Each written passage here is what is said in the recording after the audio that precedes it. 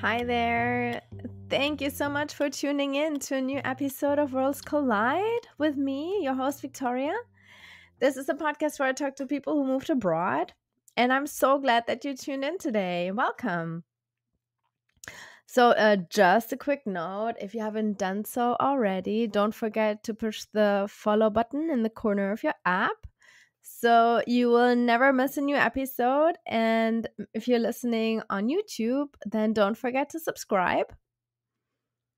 And also, if you want and if you don't mind, then why don't you give the podcast a 5-star rating at wherever you listen to this podcast? Okay, so enough of that. And I want to come to it. I want to come to today's guest. Who is it? If you are already a little bit more familiar with the expat community on Instagram, you might have come across her account. My guest today is Angi, and her Instagram account is called Expats in Switzerland. And she is this very multicultural young woman who lives, as you guess from the name of her Instagram account, she lives in Switzerland now. She grew up in Laos. So we talk about why she ended up in Switzerland and how she likes it and what her plan is to stay and all these questions. And so here it is. Here is Angie.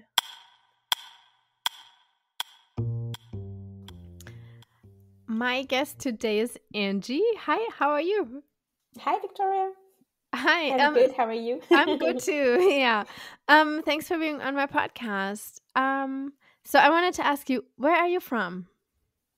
I have a little complicated story. Basically, I grew up in Southeast Asia, Uh-huh. but my mom is German and my father is Lao. And I've lived in many countries before finally settling to Ah, Switzerland. okay. Or where was the longest place you lived before you moved to Switzerland? um, Probably Laos. Laos. Okay. And then why did you decide to move to Switzerland? I had to do a mandatory internship for my master's degree in translation.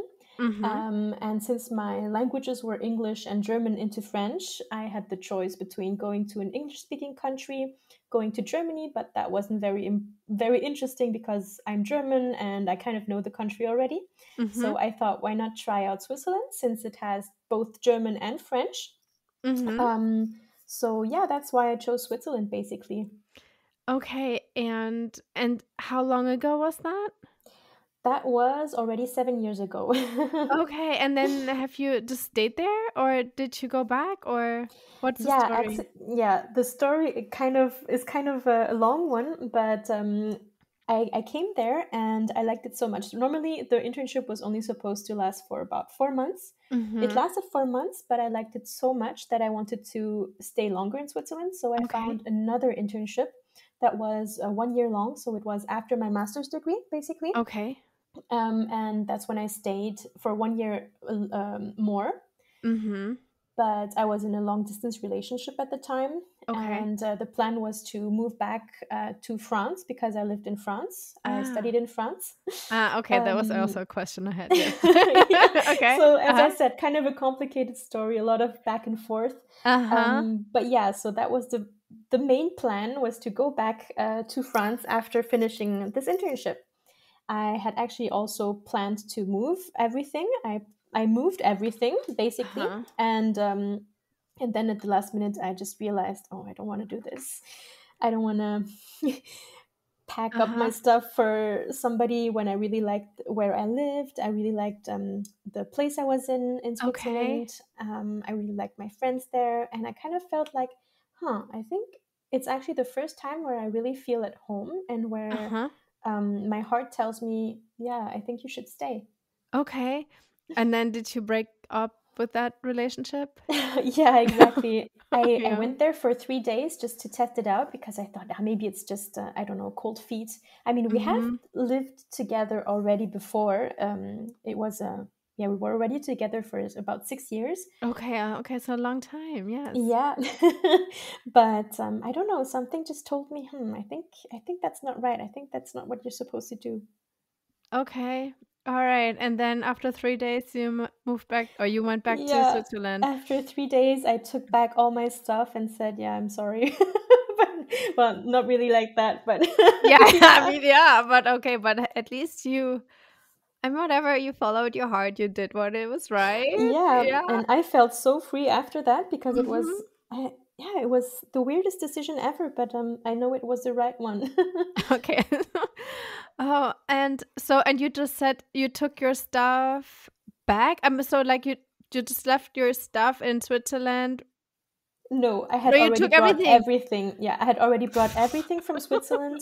I wasn't even registered in Switzerland anymore because when you live in Switzerland, you get the choice to, well, you have a work permit, and Uh-huh. if you want to prolongate it, then you have to like do a kind of you have to ask for a prolongation. Uh-huh. But I didn't because I was like, yeah, I'm not going to stay here anyway, so Right, why should I right. prolong? So I just let my work permit expire, Mhm. and I was officially not in Switzerland anymore. I had closed all my bank accounts, Oh, okay. everything basically, Okay. to move to France. So at the last minute, I moved back and had to start over. Okay. Oh, okay. So how did you do that then? I mean, because you were probably also homeless, I assume? Yeah, the good thing is when you already know the country, you kind of make friends there. And Right. so I stayed at a friend's place for a while before finding a job Oh, and yeah, moving into my own place. all right. And you, all your stuff, you just put it in storage or? No, actually, I had some cartons that I just sent to my mom's place in Germany. Uh-huh. Okay. And I had also some cartons that were at my then ex's place Right. from his Okay. parents. So I had stuff all over the country basically. And when I was in France, I could stay at a friend's place when I was just sorting out everything. Oh, okay. Good. That's good to have family and friends not too far away. Yeah, but still, Bordeaux and Karlsruhe is kind of a trip. So Yeah, I'm it glad that the is. post was. I mean, it is probably like what, like 6 hours or something, Oh, five I think even hours more. Yeah, yeah, more. yeah, That's funny. Funny you say this. So your mom lives in Karlsruhe? yeah. Oh, I Well, studied she in used to. Karlsruhe. Oh, really? Yeah. It's a very it's a well-known city for studying. Yeah, yeah. A lot of Uh, engineering. oh yeah, a lot of engineering. True. What about your papers? I wonder. So you just like says like, okay, I'll figure it out later. First, I find a place, find a job, I guess as well. Everything. Yeah. Or so how, what was your procedure? Well, at the time, I was really like all doors were open for me. I didn't really know what I wanted to do, if I Uh wanted to huh. be an independent translator or if I wanted to be an employee. But I had found like job offers in Mhm. Switzerland. So I kind of sent out different applications to several places. And one place in Lausanne, where I live now, Mhm. replied and asked for an interview. So that was also the right moment because I came back to Switzerland for the interview, basically. Mhm. And 2 weeks later, I had the job. Okay. Good. That was also fast. Yeah, I think also maybe because I work in an industry that's not very well, it is well known, but maybe there aren't so many like job offers. Uh huh. And I was just at the right time at the right Right. place. Right.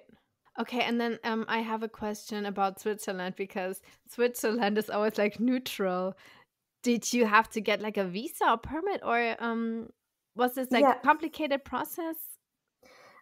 for EU citizens, it's not a complicated process Mhm. because they have accords with the EU basically. So you, if you're a German citizen, it's quite easy for you to work in Switzerland. I mean, Uh-huh. there's no quota, but if you are not a EU citizen, then um, you have to be in the ranks basically. So you have to be a really good employee or have a really high qualifications or yeah, be somebody who they really need, and they have to prove to the government that they need you and not a Swiss person. Ah, okay, I see. But I assume you already had EU citizenship through your Oh, mom. I'm German, so yeah. Yeah, yeah, yeah, exactly.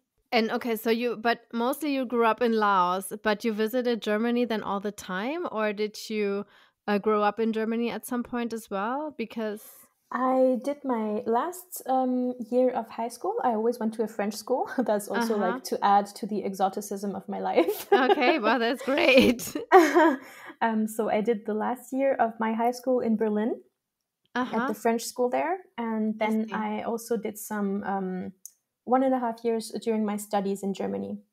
Okay, all right. So you lived there for a while, and then you also okay, and that's why you wanted to try something else. Yeah. I see. Okay.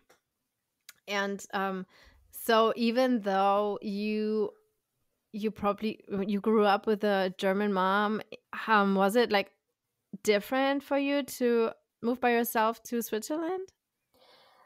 It was completely different because I had moved alone to France for my studies after Berlin.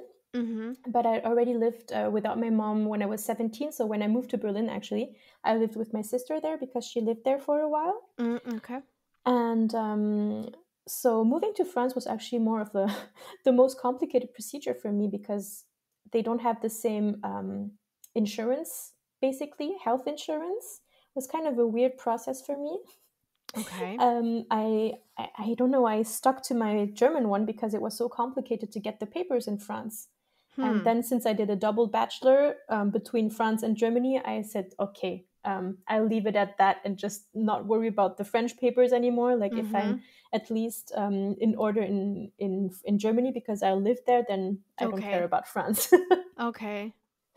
But yeah, I think France was even more complicated than Switzerland. Switzerland was only weird because of the visa part, which I had no idea it existed, Yeah.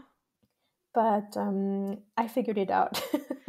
And but then did you get like kind of the visa was it was like joined to your work? Exactly. So I had an internship, right? So the internship was only supposed to be 4 months long, and there are different work permit types in Switzerland. You have the short term work permits, you have the long term work permits, you have the unlimited one, and then you have the Swiss citizenship. Uh-huh. So my first work permit was a short term one, so it was only for 1 year. And then when I got the other internship, which was also a contract of 1 year, they prolongated it to another year. So Mhm. they changed my work permit type. So I started out with I think it's the L work permit, and then I got the B work permit. And the B Mhm. work permit allows you to stay in Switzerland for at least 5 years. Oh, So okay. even if you don't have your work anymore, you can still live and work in Switzerland for Mhm. 5 years, and then Okay. you have to prolongate every time. I see. Okay. Okay, so going back to your start in Switzerland, so what were your expectations first before you moved there? Honestly, I had no idea what to expect. I had only visited it once, I think Mhm. once to see a friend of mine who lives in Geneva, and the other time was just for my internship interview. Uh-huh. But I remember when I first came to Switzerland, I was like, "Wow, this is so beautiful! Is this even real?" Uh-huh. And I lived in a city called Biel. It's a bilingual city, so it has two names. It's called Biel and Bienne, Mhm. and it's French and German. Okay. And when I arrived there, I was just awestruck because it was exactly what I was like. It was the mix of cultures that I was. And that's when I Ah, okay. realized also, I think I could really call this place home. All right. And can you go into that a little bit more? Like why was it like mixed in terms of Well, the canton is bilingual, so French and Uh-huh. German. And since Okay. I have the German background from my mom and also Uh-huh. how I was brought up, but I have the French background as well because of school and university, friends, etc. Uh-huh. It was really like the perfect combination Ah, of both okay. worlds. See, I did not know that about the canton. Yeah, Bern is a bilingual one, and Biel is one of the bilingual cities in Switzerland. So you Ah, have both okay. Yeah. both languages are spoken widely and mostly by everyone. So you can, when you go to the supermarket, you can just choose, what language shall I speak today? French or German? Okay, what do you usually choose? It was random. Okay, whatever you felt like. Exactly. um yeah, because I always wonder, like, in Switzerland, like, because, like, I know, of course, like, they speak, at some points they speak French, at some points they speak German, and other parts they speak Italian. Ou And romanche. yeah, so I'm always like, how do they communicate? Because I also know this Swiss woman, and she does not speak German. And I was always like, oh, I thought, like, everybody at least speaks German, Swiss German. No, it really depends on the canton. And of course, at school, they learn, well, if you're from the French side of Switzerland, it's called Romandie. Hmm. You learn German at school. But as you know, most people at school don't really learn the language as Right, well. right. So yeah, most of them don't really speak German, and from the German side, they also learn French, and they also have exchange programs and everything. And I think most German speakers speak better French than the French side. Yeah. Yeah, and the Italians are the best because they don't have a public university in their area, in their canton, so they have to go to university either in Romandie or in the German side. So they are the best because they know at least French or and German Okay. See, I did not. if they Oh, go to interesting. study. Yeah, Interesting. Because, like, the Italian part is so little. it's not little, but it's very rural and it Mm, has a lot of mountains. okay. Yeah, and I think the only university that is there is not public, so it's quite Okay. expensive to go there. And also, you don't have everything. So if you want to be, I don't know, a school teacher or something, then maybe you have to go study, or you'd better go Sure. study in Somewhere else. Romandie, or yeah. Yeah, sure. That makes sense. Okay. So, okay, your expectations, we just talked about that. And then when you got there, like, what struck you, like, as, like, a main difference? Probably the cleanliness. Oh, okay. Well, that's Because a good one. yeah, I lived in France before, and I was just like, wow, the streets are so clean here. I was just impressed, Okay. impressed by everything. Yeah. That's a funny one. And I mean, you came as an internship, but so then they provided housing for you? No, I had to look at that myself. So I Uh-huh. found that myself in advance. I had already asked my future colleagues if they knew of any platforms where I could look for Right. a shared flat. They sent me some links, but I also did my own research on Google. Where Mm-hmm. else? And I found several websites that were interesting, and I had contact with some people that offered a room that was within my budget. And so you were just then having roommates?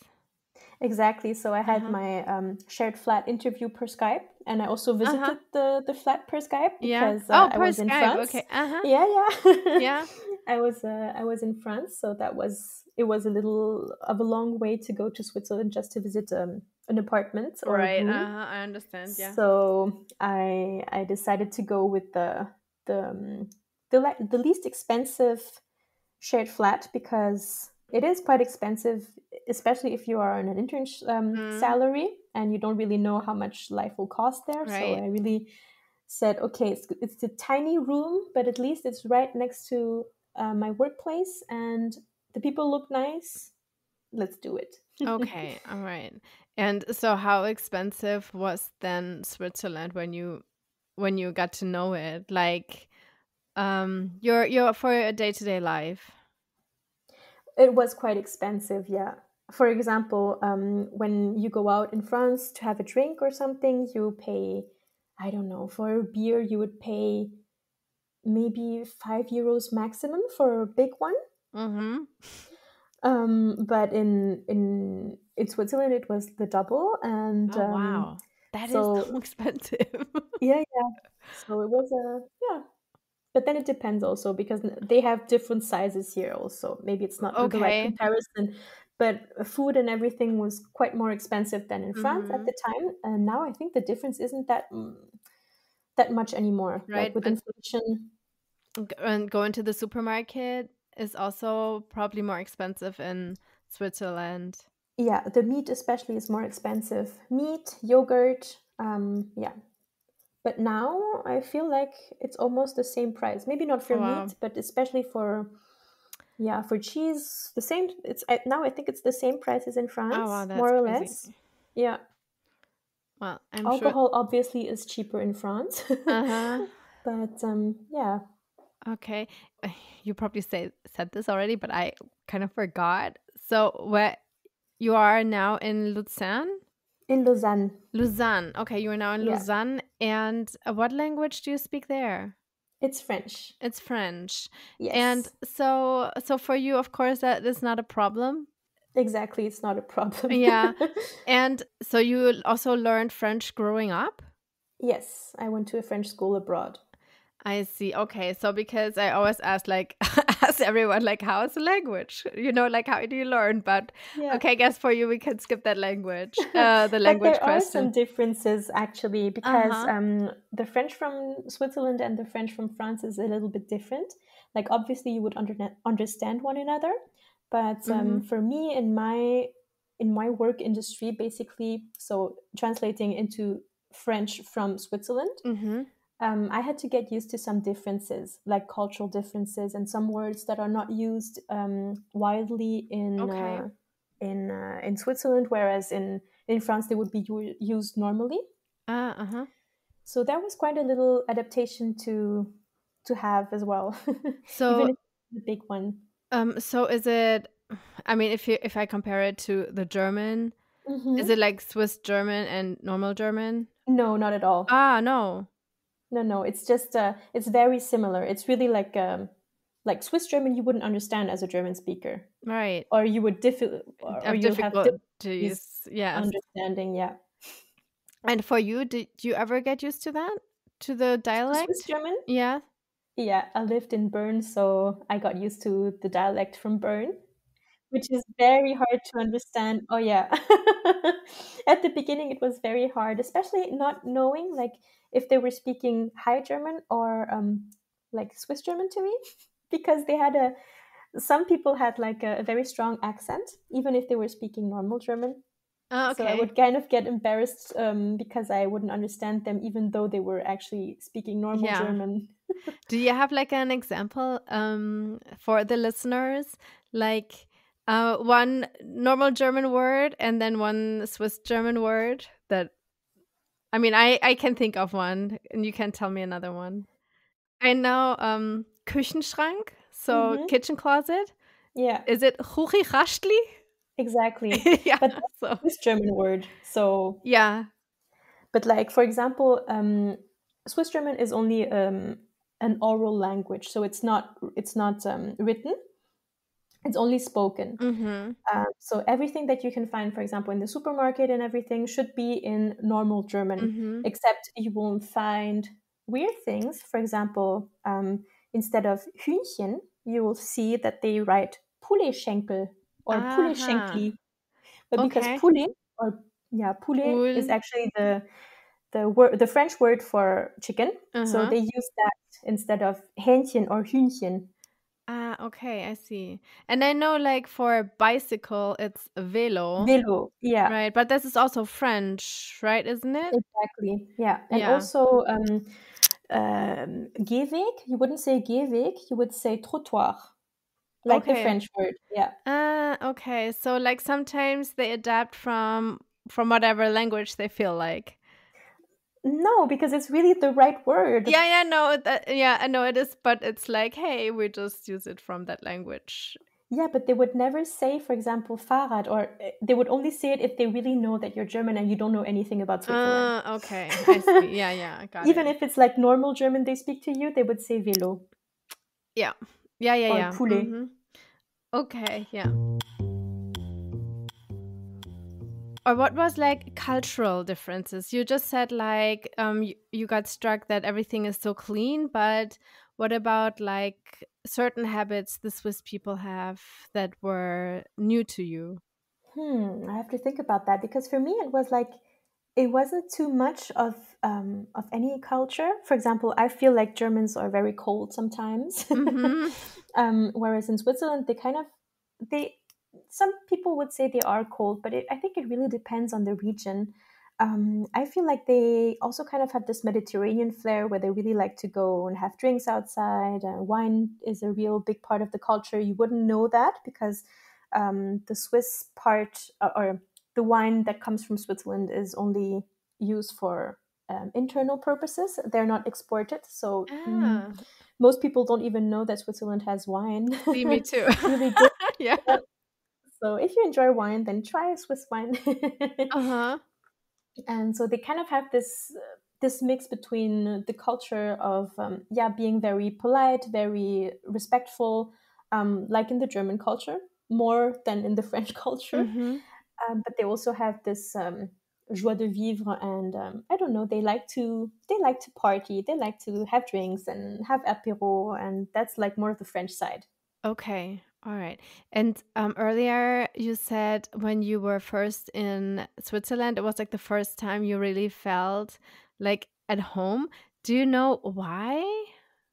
Yeah, I think it's really like this mix of cultures, Mm-hmm. where you can hear the language that you're most comfortable with. So, for Mm-hmm. example, for me, French, but then you're also in a country that functions way better than France.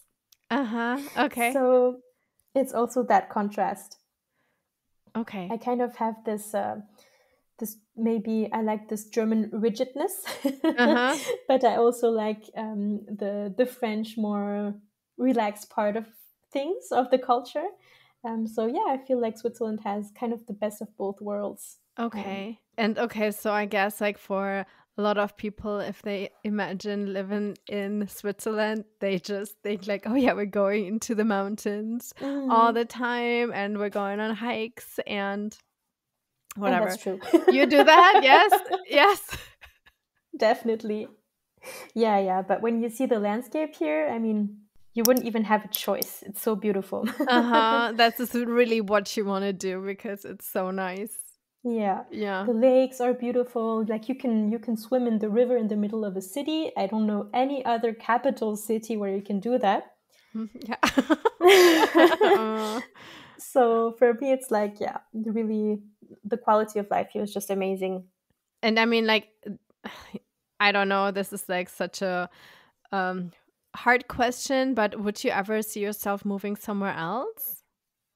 I think for the time being, no, but I can say, yeah, you should never say never, Yeah, exactly. You right? never know, but you like it a lot, so you would also Yeah. wouldn't mind staying there. Yeah, I think I'd like to keep Switzerland as a home base, Mm-hmm. but then why not spend some time abroad just to see what it's Yeah. like in other countries as well? Because I only know like Southeast Asian countries or Germany and France and Switzerland.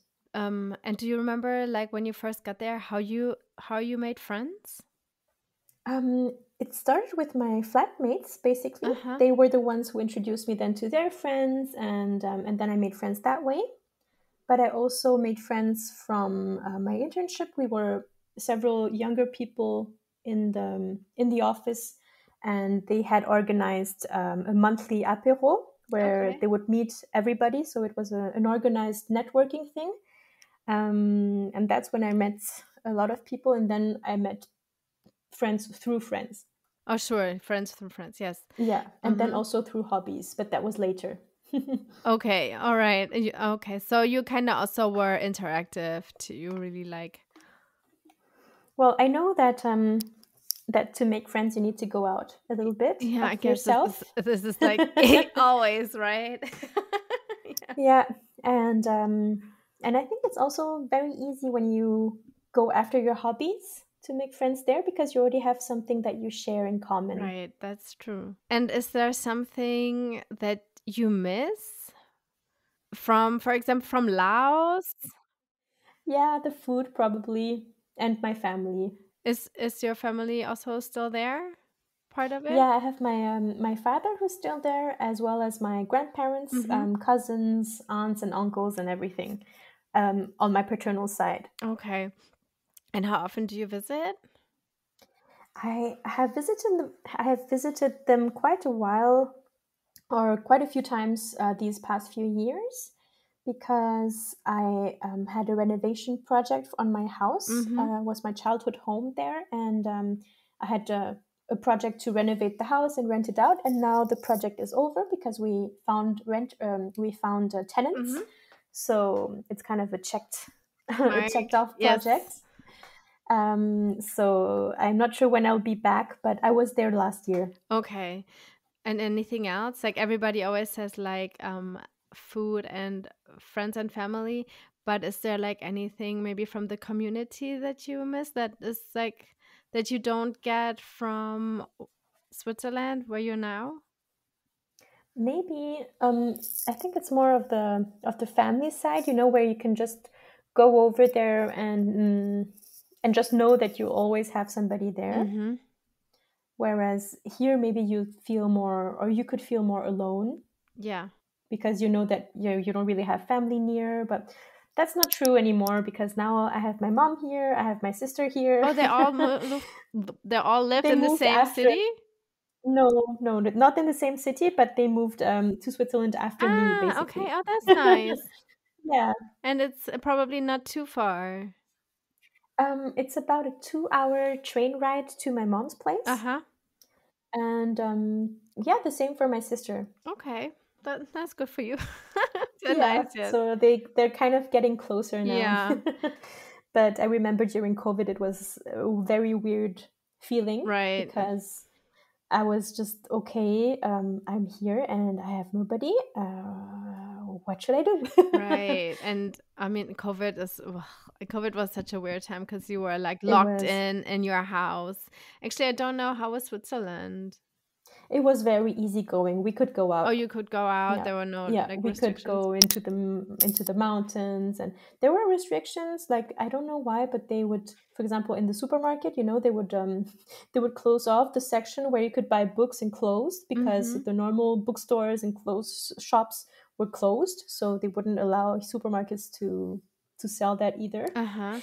Yeah, I think we had it pretty good here. Okay.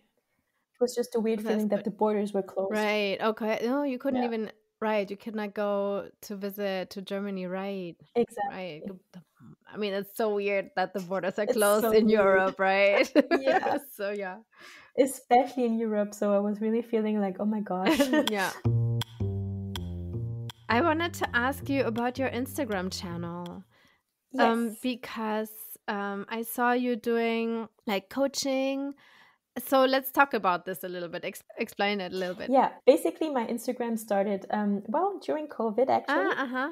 I started being interested in more creative stuff. I signed up to how do you say, content creation course online. Uh-huh.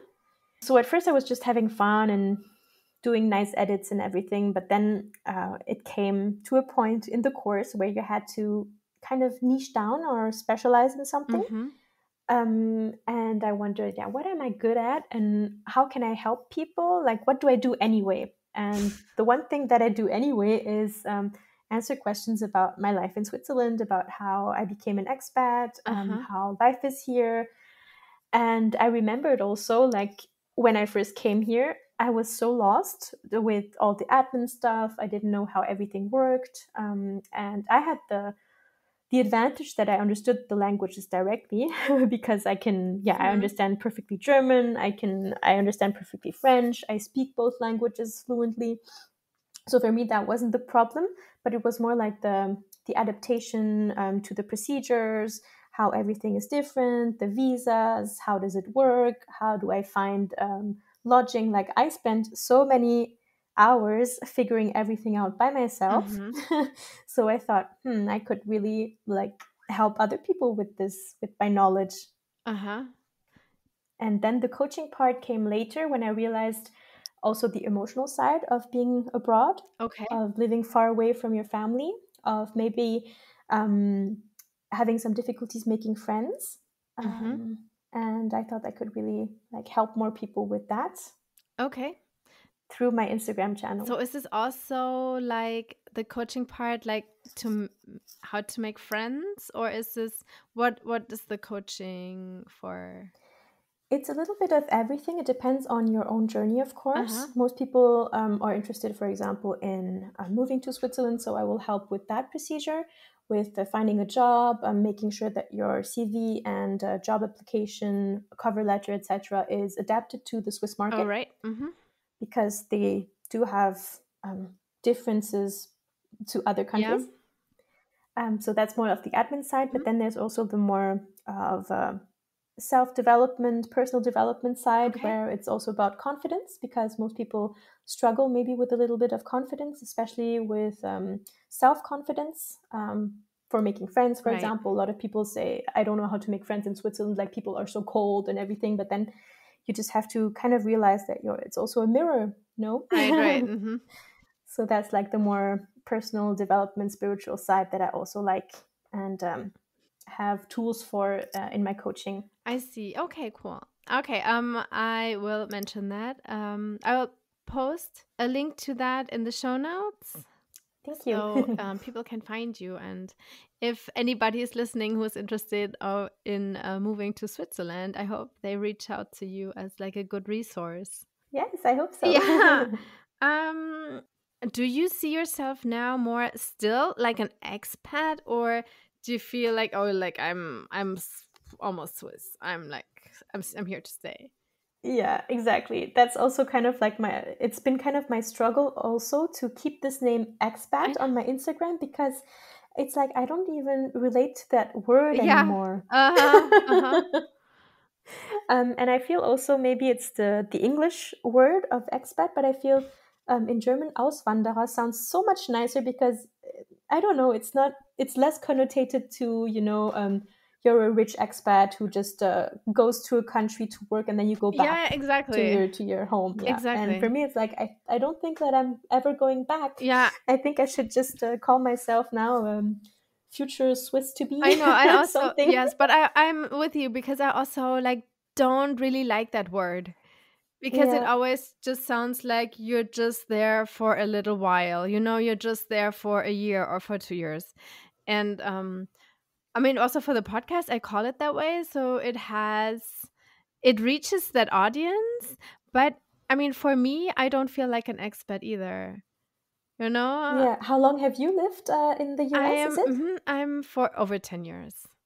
Oh, So I think okay. like altogether it's coming to 13 years. So, Wow, yeah. like I mean, of course I'm not an American, but and I will always be German, but I don't Yeah. see myself, oh, I'm just there for like a short while. We have a house, we have a family here, so it doesn't Yeah. feel like I'm Yeah, just there. you've kind of settled Exactly. there, Yeah. yeah. So I also like my kids go to public school here, so yeah, no, it doesn't feel like expat. Yeah, I also think that when you're well integrated, you feel more at home than as an expat, because like expats are supposed to go back one day and Mhm. we're not sure yet. Yeah, yeah. Exactly. Exactly. No, but also I'm like I never like really 100% what the word really means. Like even if you say like Auswanderer, it's like immigrant, right? It's like emigrant, yeah. Immigrant, yeah. But immigrant for yeah, especially in the US, I feel is very politically connotated. I know, and I So it's don't. not the It's not the same, right? same. Exactly, because like an immigrant always has that image. You're coming to a country with like a bad economy. You kind of want to have a better life for yourself, but I mean, this is not always the case. You know, Exactly. so Yeah. I feel the same. For me, it's also complicated to kind of stick to that word. And I think I'll probably change it one day, but I don't know to what yet. I I have think, to figure it out. yeah, I mean, this is like a great way of being found for that audience that you're looking for. Yeah. Yeah, but I mean, still, like, you don't have to feel it for yourself. But then I think it also gets more difficult because you don't really relate to that word. So it's more difficult also for me, for example, as a content creator, to create content for expats, because most expats go home one day. And for me, I'm not sure that's going to be the case. Mhm. So, yeah, how do I navigate that without just being complete, I don't know, fake? Right, right. because I'm doing content for people that are not really like me. I don't know. But then also maybe the people that you are reaching, they also want to be like you sometime. You know, they start there, but then maybe in like a few years they're like have you Yeah, as a that's nice true. example to see like, hey, she started as an expat, but now Yeah, she feels totally at home and she's not going yeah, back. yeah, exactly. So that's why also I added into my bio, like helping you feel at home in Ah, yeah. Switzerland. Okay, that's a good one. Yeah. Kind of That is a fits good one. everything together. Yeah. Okay, but I still want to ask you that one question. If there was anything that you was there anything that you had a hard time getting used to? In Switzerland, Mhm. I've always seen worse. That's the problem. Nah, okay. Yeah. Maybe one thing that is a little bit hard or harsh in Switzerland is that they are very strict about rules. I think it's probably also a very German thing, Mhm. but it's everywhere in Switzerland. And I don't know. I feel like there's this mentality of denunciating your neighbors or like other people. I mean, it can also be in a good way. For example, I know that every time something doesn't make any sense, I noticed, for example, my boyfriend who's Swiss, he would take a picture and he would actually write to the commune and tell them, hey, this park is filthy, like stuff like Okay, that. okay. Where I would just think, like, I would never think of doing that So he's because like for me, it's officially just like, complaining? yeah. Okay, uh-huh. And a lot of Swiss people do that. I mean, it's good because it makes things go forward, Uh-huh. I also have Ah. a boyfriend of a friend of mine. He wrote to a very big supermarket chain, Swiss one, because he complained that the cucumbers were all covered in plastic, and it was like bio cucumbers. Like it doesn't make any sense. Like how? Mhm. Why would you Use plastic, wrap your sure. cucumbers in plastic if it's supposed to be organic? And yeah, so that just doesn't make any sense. And he actually won because they banned the plastic now Nice. on some supermarkets or in some cucumbers in some Nice. Well, supermarkets. that's a applause. Yeah, but then there's also the other side that makes it, for example, when your neighbor denunciates you because it's 10:05 Uh-huh. p.m. and you're not supposed to do any noise anymore after 10 p.m. And if you live in an old building, then, for example, you could directly have the police Oh my god, yes. at your But door because you were too you're noisy also not allowed to walk anymore, right? and you're not supposed to flush your toilet either. Like, I'm not sure if it's still a real rule. I have read that it is, but I'm not sure it's really being implemented because it's only valid for like older buildings, which makes sense because if you flush the toilet like late in the Be night, loud. then you wake up the whole house. Uh-huh, okay. Interesting. But that's like the only thing where I think it's really it's not the best. Okay, and rules are not Like, there to be bent. Rules are there to be, yeah, like, followed. yeah. I mean, some rules make sense, but Uh-huh. some rules are just like, why are you being so complicated about this? Okay. Yeah, okay. So in terms like that, it sounds like very strict. Yeah, exactly. It is quite strict. So you have a lot of rules, and if you're not somebody who likes rules, then probably Switzerland is too strict for you. Ah, okay. Well, it sounds like a lot of I don't want to say this, but it sounds like a lot of like elderly people that are complaining. Exactly. Yeah. Yeah, but it kind of makes sense also because Switzerland has a lot of elderly people. Okay. Yeah. So is it like also like a declining population? Yeah, I see. Okay. I think the population or the birth rate is highest amongst immigrants, Mm, so foreign people and not Swiss. okay, they don't like that.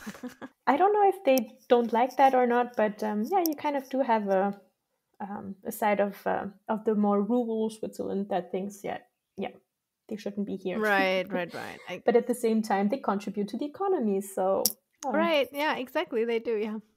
I mean, unfortunately, you have this thinking everywhere in the world. yes, It just depends, like how loud they are screaming. yes. Yeah. All right. I think I have no more questions for you. Thank you so much for being on my podcast. That was a lot of fun. You're welcome. It was very nice. Yeah, that was my interview with Angie. You can find her Instagram account, Expats in Switzerland, in my show notes. And reach out to her if you have questions about moving to Switzerland, if you need more info all about that Switzerland topic. I think she's a good person to reach out to. Okay, and also if you want to reach out to me, you find all the information as well in the show notes. It's like the TikTok, the Instagram, my email address, all this. And yeah, I hope you enjoyed this episode and you will tune in again for the next one. Until then, I will see you. Bye.